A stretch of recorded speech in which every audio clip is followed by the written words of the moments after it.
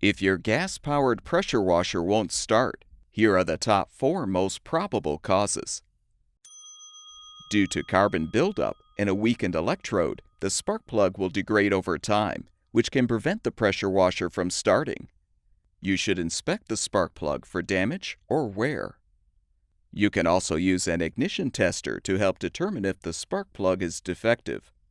As a general guideline, we recommend replacing the spark plug once a year. The residue that results from old fuel being left in the tank can create a restriction in the carburetor. This is why you should always use fresh fuel when filling the tank, and a fuel stabilizer to help maintain the quality of the fuel. You can try cleaning the carburetor with carburetor cleaner to eliminate the clog. If cleaning is not effective, you can often purchase a carburetor repair kit to replace some of the components, or install a new carburetor altogether.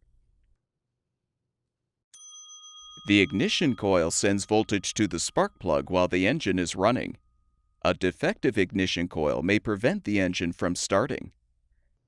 As with the spark plug, you can use an ignition tester to test the coil to determine if the component has failed.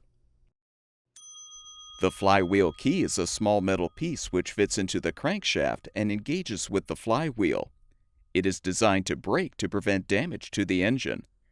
Over time, the key may become worn and break on its own.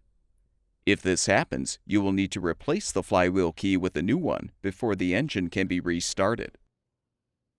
All of the parts shown in this video are available on our website.